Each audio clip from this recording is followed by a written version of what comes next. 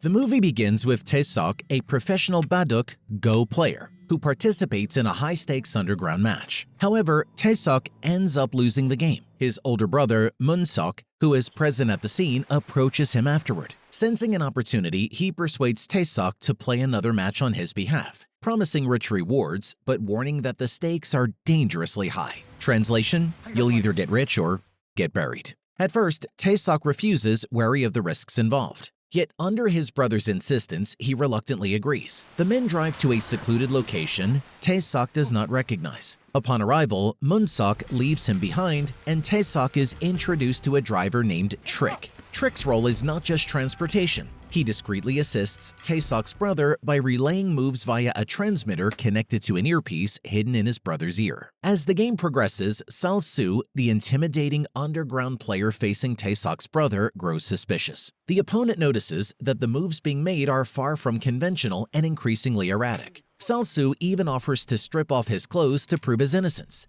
making an offhanded comment about not liking summer. When the game gets hot, some people take it way too literally. In response, Tae-sok's brother awkwardly jokes that he prefers cold weather. Their strange behavior heightens Sal-soo's suspicions. It soon becomes clear that Sal-soo is not playing on his own either. He is being covertly guided by an old Go master named Wang, while the game is overseen by the Lord, the ruthless kingpin who controls the illegal gambling dens. Observing the uneven match, the Lord switches Sal-soo's helper, replacing the old master with a young girl known as Beom, who is said to possess rare Go talent. Meanwhile, disaster strikes on Tae-sok's side. Trick, suffering from sudden intestinal problems, rushes to a nearby alley, leaving Tae-sok's brother without support. When nature calls, even underground masterminds have to put games on hold. Communication between Trick and the player completely breaks down due to worsening weather conditions, leading to static interference. Turns out the real villain was bad Wi-Fi. Panicked, Tae-sok's brother makes a fatal move that causes him to lose the game. Suddenly, a thug approaches Trick's abandoned car,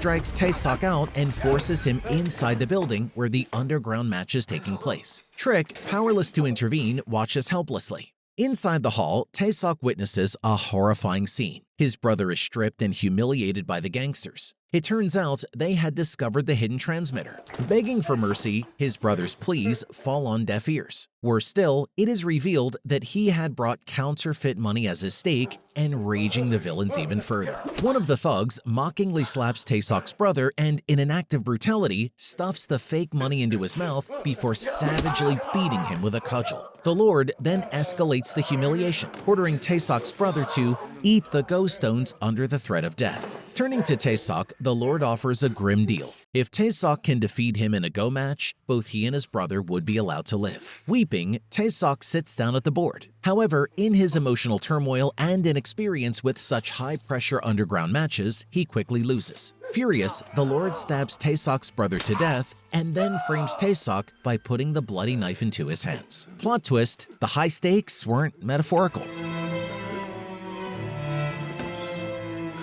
Time passes and Tae-sok is now imprisoned. In the prison yard, Warden Park, nicknamed Big Bear, attempts to beat an elderly inmate who was once a respected prison authority figure. Tae-sok witnesses the exchange. The elder inmate tries to bribe Warden Park with a large check in exchange for a day off, but the warden contemptuously refuses, sensing the man's loss of influence. Even corrupt wardens have standards. Who knew? Inside the prison cell, the elderly inmate broods over his lost match, struggling to understand where he went wrong. Tae-sok, observing quietly, makes a subtle remark. Realizing Tae-sok's insight, the elder quickly understands that this young man is a skilled baduk player. Impressed, he offers Tae-sok a proposal: to challenge and defeat the prison boss in exchange for favor. Tae-sok accepts the challenge. As a wager, he places the check offered by the elder inmate on the line. If Tae-sok wins, he asks to be released from forced labor duty. They begin the match. Calm and calculated, Tae-sok defeats the boss, infuriating him. Tae-sok won, prison boss's ego shattered. In retaliation, the prison boss throws Tae-sok into the punishment cell. While in solitary confinement, Tae-sok finds a curious note hidden inside his food tray. It challenges him to a game of baduk. Moments later, there's a knock on the cell wall. Intrigued, Tae-sok accepts and scratches a makeshift Go board onto the cell wall, playing move after move with his unseen neighbor. Yet, no matter how hard he tries, Tae-sok loses every game. Frustrated, Tae-seok pleads to know his opponent's name. In response, he finds another note, a simple message thanking him for the games and advising him to find a man named Drinking Christ at Gwoncheol when he goes out. After being released from solitary confinement, Tae-seok asks the elder authority figure to teach him how to fight. The elder's underlings take Tae-seok under their wing, training him relentlessly in martial arts. Now, Tae-seok divides his days between honing his Go skills and learning how to defend himself. His transformation is steady but remarkable. Soon, he can easily defeat several opponents in combat. Grateful, Tae-seok bows and thanks his mentor. The day finally comes when Tae-seok's protector is released from prison. Before leaving, he invites Tae-seok to join his team outside. Tae-seok in turn asks for a loan, hoping to survive in the brutal world without his mentor's protection. Meanwhile, elsewhere in the criminal underworld, a prodigious girl is brought before the lord of the underground gaming club. She is challenged to solve a notoriously difficult Go problem. If she succeeds, she will be rewarded handsomely. Calmly and effortlessly, the girl solves the puzzle. Her handler names an exorbitant price for her talents. The lord, impressed, pays without hesitation and takes custody of her. However, once the lord leaves, the girl's original handler dispatches assassins to kill the lord's men and reclaim the girl.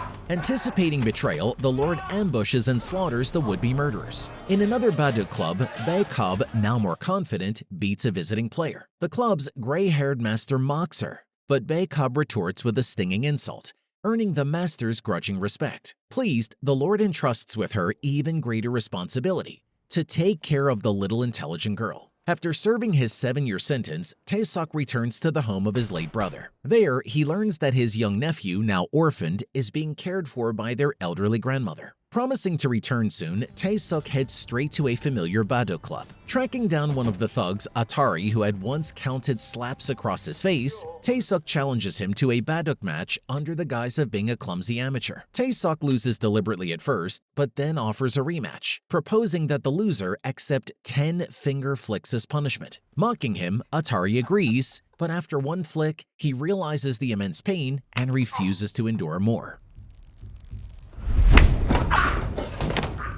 Enraged, he pulls a knife. Tae-seok quickly disarms him, ties him to a pillar, and beats him with flicks until the thug recognizes Tae-seok as the boy he once brutalized. With a final devastating flick, Tae-seok blinds the thug, seeking poetic justice. Revenge served flickin' cold.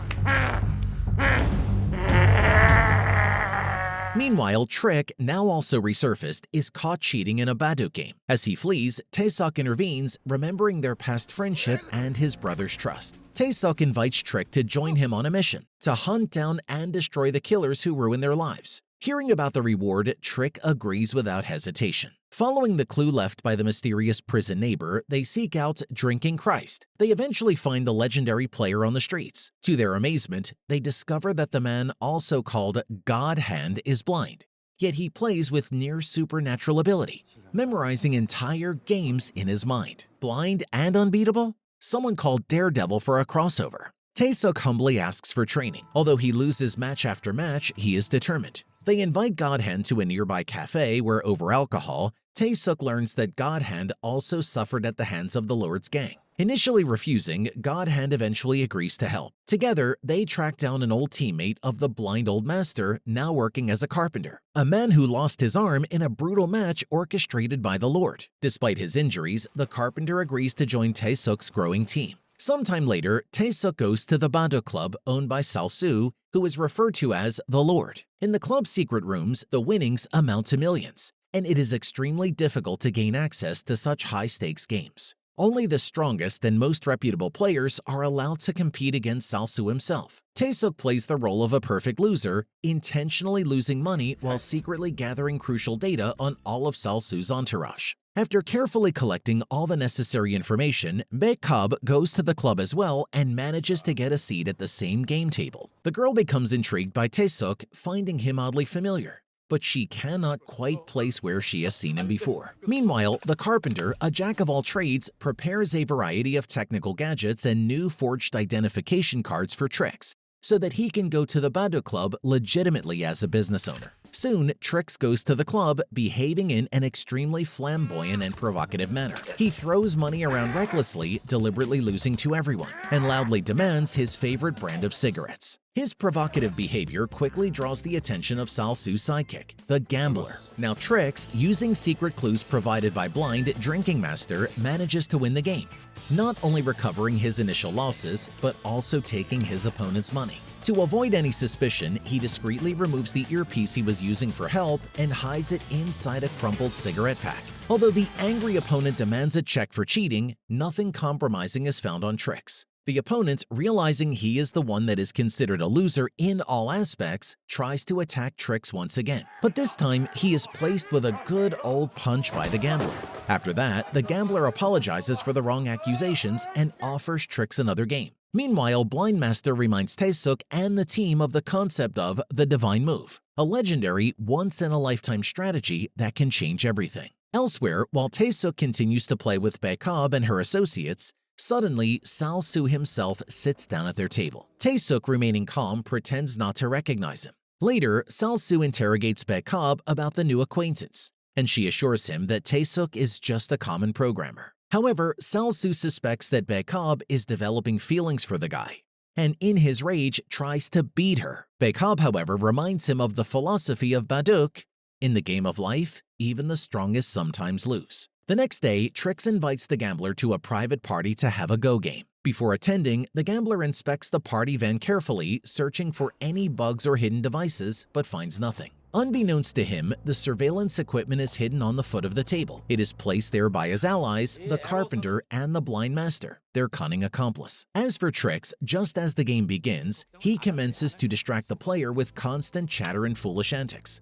And at the end of the game, Trix ended up overpowering his opponent with the old man's advice through the communicator in his ear. After that, the gambler went to Master Wong's office and asked him for his assistance with his next game with Trix. Master Wong always prioritizes his cuts, and this time he asked for 50% of the money that is to be won by the gambler. During the next game, Trix wins again, which enrages the suspicious player. Even though he has the master on his ears, the carpenter and the old blind master are pro on meditated moves. Thus, he lost. Meanwhile, the gray-haired blind master laughs at the player's frustration. This time, furious at his repeated losses, the gambler pulls out a knife to stab Trix to death, but at that critical moment, Tae-suk bursts into the van, seeking to settle an old score. And soon enough, a violent fight ensues between them. Just then, Master Wong tries to flee the scene, but is soon pursued and caught by the carpenter and blind old man. Meanwhile, Tae-suk subdues the enraged player and locks him inside a large, freezing cold room with a combination lock. The rules are simple. Whoever wins a Baduk match gets to live. As the game begins, they take few chances to move the marbles to their favors. But soon enough, the cold becomes unbearable. The freezing temperature drops even further, causing light bulbs to burst. Realizing that the player might survive longer due to his resistance to cold, Tae-suk forces him to keep playing the game. However, the desperate gambler tries to attack Tae-suk physically with a dagger. Thankfully, Tae-suk manages to defend himself, and he indeed beats him down again, reminding him of his deceased brother. Tae-suk then leaves the player a leaflet containing a puzzle. If the player solves it, he will find the code to unlock the door and escape this freezing room. Afterward, Tae-suk goes to the bar and meets Bae-kab. He offers her a friendly wager, a game of Baduk where the prize is a granted wish. After winning the match, Tae-suk kissed Bae-kab and she pretty much enjoyed it. Smooth move. Also very against tournament etiquette. The kiss was sweet and tender, except for the fact that Bae-kab still doesn't know the real identity of Tae-suk. Meanwhile, Sal-soo discovers the frozen body of his sidekick, the gambler, in the cold room. Tae-suk then calls Sal-soo, boldly challenging him to a game where their lives are the stakes. Adding insult to injury, Tae-suk also presents Sal-soo with the corpse of Sal-soo's henchman, Atari, hidden in the same cold room. Enraged, Sal-soo storms off to confront the Grandmaster Wong, finding him tied up and helpless in his office. Sal-soo orders the Grandmaster to play a game against Tae-suk. Reluctantly, under threat of death, the Grandmaster accepts. At first, he wins a few moves, but then his luck runs dry. Perhaps Tae-suk no longer went easy on him, and he loses the game. Tae-suk offers to reveal the names of Sal-soo's enemies, but only if Sal-soo agrees to cover the back of the go board with Master Wong's blood. On cue, the Grandmaster begs for mercy, but Sal-soo mercilessly cuts out his tongue and splatters his blood on the board. Note to self, never let Sal-soo host family game night. A hidden message immediately appears, revealing that Sal-soo's true enemy is much closer than he thought. Looking outside, Sal-soo spots Tae-suk in the distance. Later that evening, Tae-suk, the blind old man, the carpenter, and Trix gather for dinner. The blind master recounts how years ago, a mysterious man gave him a blind baduk kit and played with him for an entire year, teaching him invaluable lessons before disappearing. Tae-suk suspects that this stranger was his former cellmate because back in prison, he had noticed the cell walls were transparent. They were playing blind. Sal-soo meanwhile reviews surveillance footage showing Bae-kab kissing Tae-suk. Infuriated, he orders his minions to bring both Bae-kab and Trix. Meanwhile, Trix was reading a book on the sofa when the blind master came to him and asked him for a favor. Then Trix sat him down and willingly cleaned him up, shaved and dressed him. But while they were returning from the mall after the glow-up, Sal-soo's men circled them. A friend of Trix is the one who ratted them out, and the men in black began chasing Trix and the poor blind intelligent master. Eventually, they are brought to Sal-soo's sinister mansion. Inside the room, Trix is suspended in a torturous position where only his fingertips touch the ground. Sal-soo forces Trix to solve the puzzle given earlier by Tae-suk to the gambler. Every mistake costs him a broken finger. After several agonizing attempts, Trix finally succeeds, temporarily sparing his life. Who knew mathletes would be a survival skill? Lord Sal-soo then calls Tae-suk, challenging him to one final deadly game. Tae-suk accepts. As the final game begins, Sal-soo plays with Trix, while the old blind master calls the moves and Trix places the stones. Meanwhile, Bae-kab and her female associate are secretly playing on Sal-soo's behalf, making the moves through the communicator. Initially, the blind master starts to win. However, the girl makes an ingenious move, turning the tables and causing the blind master to lose. Enraged and expecting of the Lord's mercilessness, the old man tries to stab Sal-soo, but he is halted on time. Soon enough, Sal-soo stabs his palm repeatedly, pinning it to the board.